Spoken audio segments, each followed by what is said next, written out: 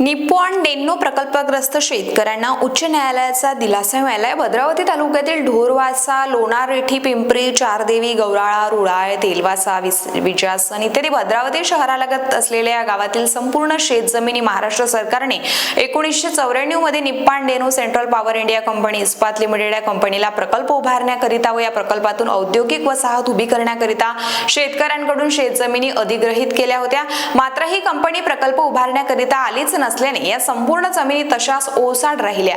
ज्या शेतकऱ्याकडून या जमिनी प्रकल्पाकरिता अधिग्रहित करण्यात आल्या होत्या त्या शेतकऱ्यांनी परत आपापल्या जमिनीवर माहिती करणे सुरू केले व ते आतापर्यंत वाहितीही करत आहे।